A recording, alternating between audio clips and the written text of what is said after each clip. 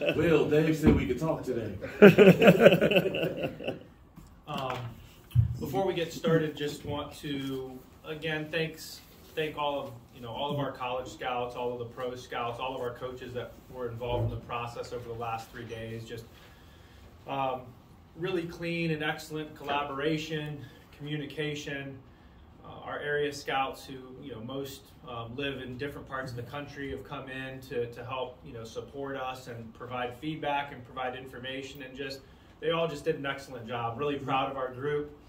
Really proud of our coaching staff and our administration staff here. Just everyone that's come together the last 3 days. We have a really cohesive group, really low ego group, and everybody that puts the team first, and that's what we're striving to build here. And so just very thankful and grateful for all the people that work in both the scouting, coaching, and operations department over the last 3 days. And here we are, and now we're moving forward to the next phase of team building and OTAs and all those different things. So excited to move forward, excited about the last 3 days, and excited for the future here and what we kind of have going on. So that's what I have. Everybody else can tell me what they have. Dave, you had several guys you picked that your coaches had an impact on at the Senior Bowl. Can you talk about how big getting that Senior Bowl coaching staff is for the Raiders?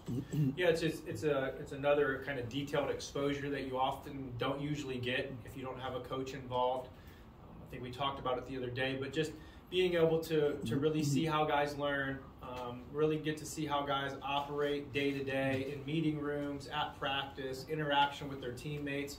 Those are all things that we looked at, all things that we got feedback on. It wasn't just about the football performance. It was about how they treated each other, how they interacted, what their commitment was, and all those different types of things, different positions that they could play. And so it was a really valuable tool for us, and something that we utilized and helped us in the decision-making process here over the weekend. Dave, Aiden O'Connell was a guy that kind of had to fight his way from the back of the line over at Purdue. Does that kind of mindset play into that a little bit? What was it about him that thought you guys wanted to pull the trigger on that? Yeah, to that, I think he was a walk-on. I think he started as the 8th string quarterback at Purdue and worked his way all the way up and eventually became a starter there. A lot of things. I'd say the one thing about quarterbacks that you don't get to see if you're just watching tape or if you're just watching games is, I'd say, over 50% of their success rate is really about what they're made of from the neck up. And ability, intelligence, ability to process, those types of intangibles, leadership, and felt like he has a lot of those different intangible qualities that we think are really, really important to have any chance to be successful in the league at a quarterback. Also liked the tape. To be honest with you, I watched him at the end of October, and I walked down to Josh before he wasn't going to see him for another 3 or 4 months, and said, when you watch this kid, this is going to be a guy that you like. So I think a lot of the things that he did at Purdue, some of the things that he showed, there's areas to grow into, but he showed a lot of the things that we wanted from the quarterback position. And then when we got to meet him and spend time with him, he confirmed a lot of the, I'd say, neck-up traits that we look for. Dave, you said multiple times this offseason that you need to inject the roster with some homegrown talent, and that you want to build some competitive depth at every position.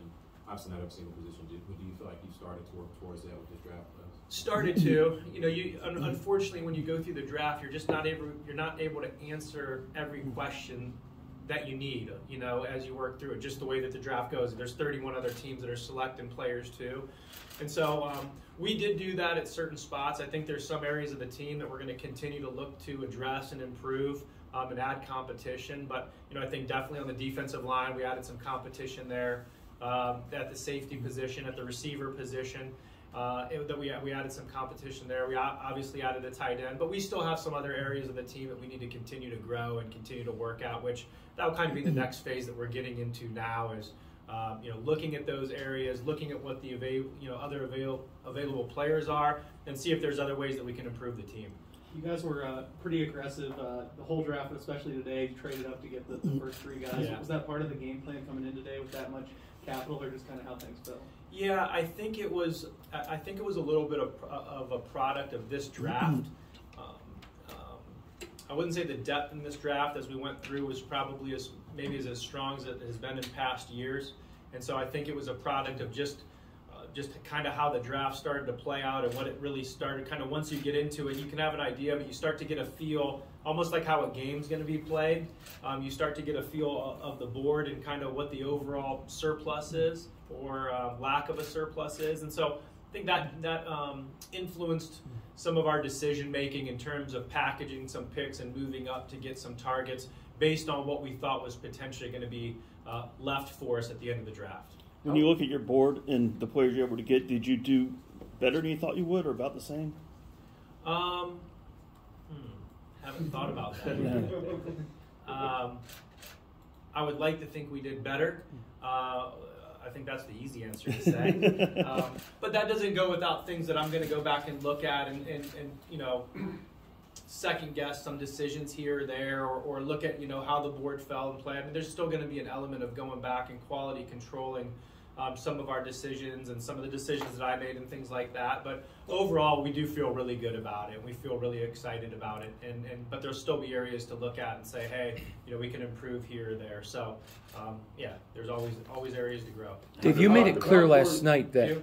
Go ahead. How important was it for you to get some of those guys on defense that had production, guys that had interceptions, forced fumbles, sacks? They were able to do something with the ball and get it back for the team. Yeah, it was an area we wanted to improve as a team, is just ball disruption. It wasn't a statistical category that we ranked very highly in last year. And so, you know, like Jacorian, I think in the last 2 years he had more plays on the ball than one of the top players in college football in terms of making plays on the ball. And so, yeah, guys that can, you know, make plays on the football and disrupt the football or disrupt the pocket, which can cause disruptive plays, things of that nature, were some definitely influential factors, especially when you're looking at corners. You're always going to that stat sheet when you're starting to watch a corner and see what their production was or lack of production, what the history was there. You have to be careful sometimes because of what they were asked to do in coverage and how they were asked to play, but it is an important factor. Dave, you mentioned last night about today is more about developing guys, diamonds in the rough. So you get the 7th round, 231. That's clearly mining for some guys, but you find Nesta, a guy a lot of people maybe projected in the 5th round. Were you a little surprised he was there? Yeah, we were. Just the production that he had this year at Arizona State. He had started his career at Miami and transferred to Arizona State. He was a really disruptive player this year. He wasn't a player that I had been able to spend much time on prior to draft meetings. You know, I'm only able to watch so many players, but when we put on the tape, it was just surprising to see this inside player, just how disruptive he was in the run game. A lot of penetration, a lot of plays where he's in the backfield, and just a lot of plays where he's finding the football and making tackles. And so those guys are hard to find. Sometimes these guys that are transferring and things like that can get lost in the shuffle a little bit. But Antonio Pierce had knew him from his recruiting days while he was at Arizona State, so he had some knowledge of him. And then, you know, the new head coach at Arizona State wasn't there with Nestra, but is in the building now and obviously has connections. Kenny Dillingham was someone that I coached at Chaparral High School when I was coaching high school football in Arizona. So there were some connections for us just to learn a little bit about his journey, learn about who he was. And he was also a guy we brought in for a 30 visit. So we got to spend some time with him in the building. And so, yeah, really excited that he was there. And again, there's going to be a lot of competition in that defensive tackle room. Everyone's going to have to buckle up and bring their best every day because there's going to be a lot of hungry people in that room. Dave, going back to the turnovers, Christopher Smith, I think 6 interceptions the last 2 years. Where do you see him fitting in? Yeah, Chris Smith, when I watched him, you know, reminded me a lot of Duron Harmon and his ability. Duron obviously was a great player for us last year. But Chris relies on his instincts and awareness to make plays on the football. As a student of the game, he has a very unique ability, I would say, just to pattern read, look at a route concept, how it develops out of the snap, and make some reads that he's able himself to be in position to make plays on the football. Also a physical kid, not the biggest in stature. When you look at Chris Smith and you just read the numbers, I don't think he ran a super fast 40. He's not a super big guy, but when you put on the tape, he's a guy that impresses you. He's probably, there's a few picks on this, but after the Chris Smith pick, 4 or 5 texts from different, GMs around the league where, they were targeting Chris Smith just because of how good of a football player he was. So excited about him to come in and see him compete with, with that group. You ended up with 6 defensive players and 3 offensive. Is that the split coming in, you thought it would be based on your need, or is it just the way the board felt? Wasn't 100% sure, how that was actually going to come out. Obviously, there was a defensive focus going in, or a hope, I would say, that it was going to be a defensive focus, but you really never know how the board's going to go, and players you're going to lose out on. And there was a player or two that we were targeted that did get picked a couple picks before we were going to take them a time or two. And so there was a defensive focus going in, but I would say, generally speaking, the board fell that way. I'd say yes, when there was maybe some things that were close here in the set today, we leaned a little bit more heavy to the defensive side. With Dave, you talked about emphasizing turning over the ball and things like that, and Amari Burney he led Florida with a couple of interceptions, and he talks about having the best hands on that Florida team. And he's been described as being somewhat of a tweener safety linebacker. Yeah. Where do you see him fitting into that defense? Yeah, we think he's a linebacker. He started as a safety, played linebacker at Florida this year, and thought he did. That's a transition that's not super easy to make. Just your line of vision and how you see the game from a safety position to a linebacker position. It's a lot more quicker reaction from the linebacker spot. We thought he's done a really good job over his career developing as a linebacker. He does also have that coverage ability that you kind of see that safety background. And I think, in college, sometimes they line those guys up. They make them play a little bit more man coverage. You don't see a lot of linebackers in the pros play man coverage anymore. Obviously, you do it a little bit in cover one. One of the things we look at when we're watching linebackers at the pro level or college level is their ability to close space and zone, because that's really what they're asked to do more than anything else, is drop into zone and close space, and he could do that. Also had a couple good plays in playing tight ends and things like that down the seam. So I think he's a versatile guy that's still growing. Impeccable traits, was one of the most highly thought of guys there at that Florida program. Went down there for the pro day this year. Myself and Champ were down there and got to see him in person. He ran a 4.51. On some clocks they had him at a 4.48, 4.49. So he's a kid that can run. So excited about the athleticism that he brings, and excited about the mentality that he brings too. Dave, when it comes to determining one pick over the other, how much did the attitude, the foundational type of assets that make a player go into weighing one over the other in this particular draft? Yeah, that always plays a big role for us. I think that I've talked about this at different times in my first year, but we have different grades that we grade in terms of, we grade the player for what he does on the field, and then we also have a level of grades of I would say just the character, the football intelligence, and putting that all together.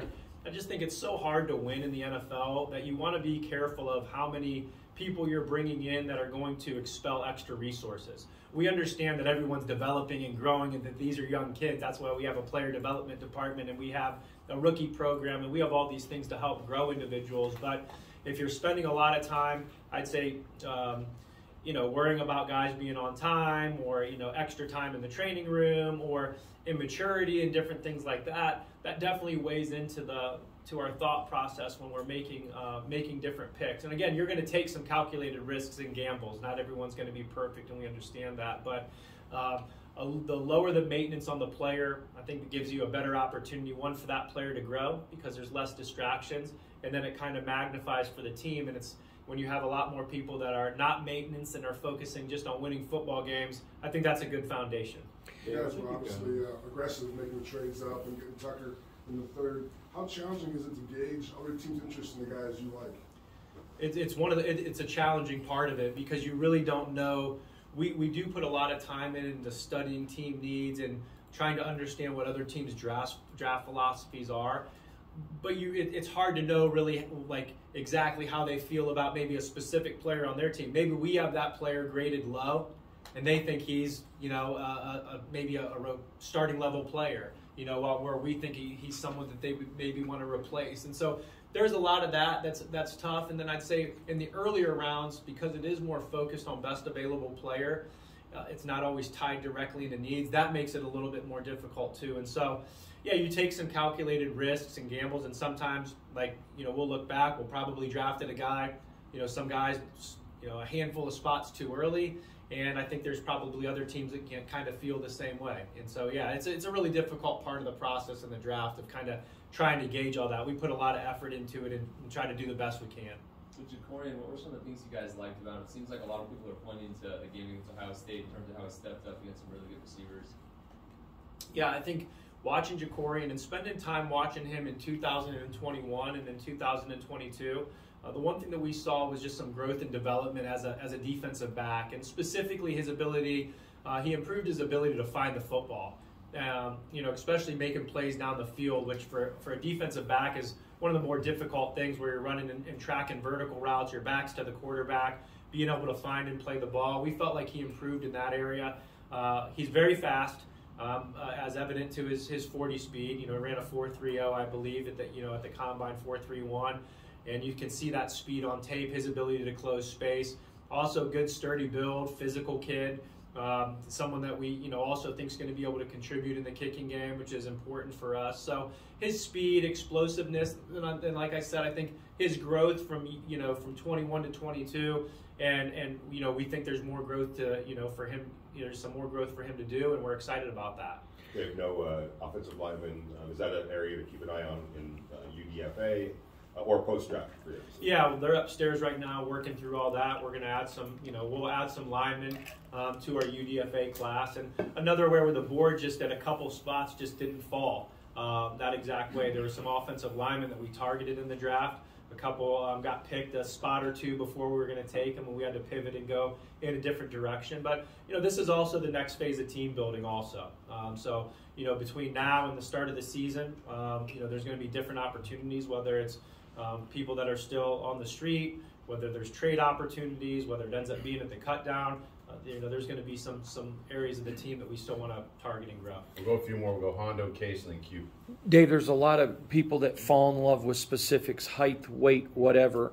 And there's some guys that maybe you didn't fit into those molds, but each of them have an edge. They come with it. They play with an edge. They practice with an edge.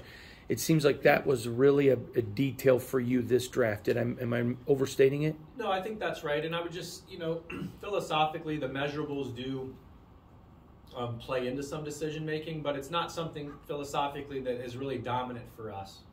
That's not something that, say, the way that I was trained, but also just what we believe in. We really just we believe in the tape, and then we believe in the research on the background of the person, because I think what we're looking for is people that have a growth mindset, people that have a passion and a love for football, so they can improve, so they can grow, so they can work on different parts of their game. And so that, along with just the football tape, is most important to us. I've seen so many guys of different shapes and sizes succeed in the NFL from the time that I've been in the league, that's not so much as a focus for us as much as the tape, the attitude, and their love for football. Now again, Tyree Wilson is an impressive looking dude, and so there is some elements of that too. When you can get the best of both worlds, it's great, but we're not going to eliminate a specific player because of their measurables.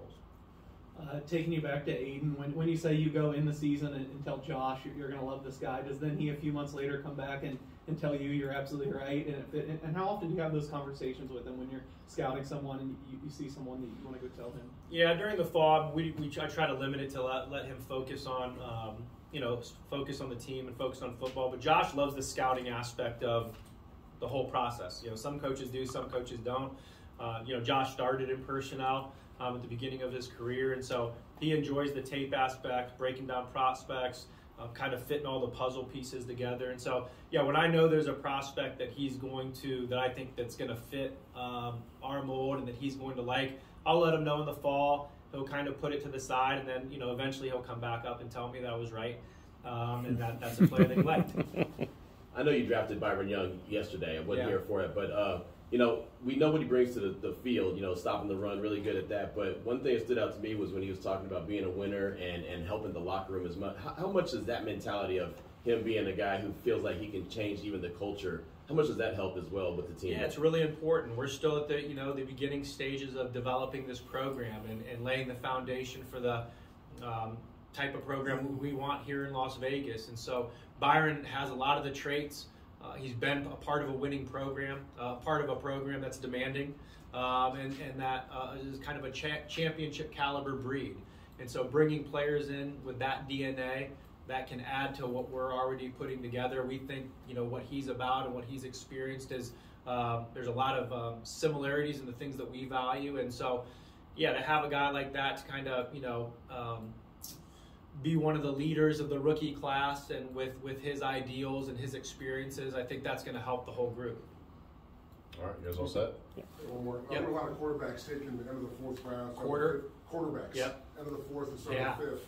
I'm wondering, is there a pocket of guys you think teams are looking out for? The first guy goes, all of a sudden now it's time to get a quarterback and kind of worry about how fast they're going to go? Yeah, it's a good question. I think that's what happened today because it was a crazy run on quarterbacks. I think Haener maybe was one of the first ones to go. Yeah, and I think that is what happened. I think, people started, that's what we kind of looked at it as, okay, here comes the run, so, gave us a little bit more of, an aggressive mindset to go up and get the guy that we wanted to get. And then you saw those dominoes continue to fall. And so, sometimes the draft works that way. I guess it happened with the receivers in the first round too. Receivers were taken, then all of a sudden, 4 or 5 went. So I do think that was kind of part of what happened today. All right, last one, Levi. Obviously, this is your second season with Josh McDaniels as the GM, head coach, dynamic, and even though you guys are close, how much more synergy would you say you had in this year's draft prior to last year's? More because we had more time. We felt like we had more time, and we did have more time just to kind of work through the process of from the very beginning. And what I mean by that is last year that everything just felt, everything was much more rushed. At this time last year that he was still trying to teach the coaches, implementing the offensive system and the defensive system. There was more time needing to be spent for him with the coaching staff and with the players, with OTAs and things of that, and just a lot more preparation, I would say.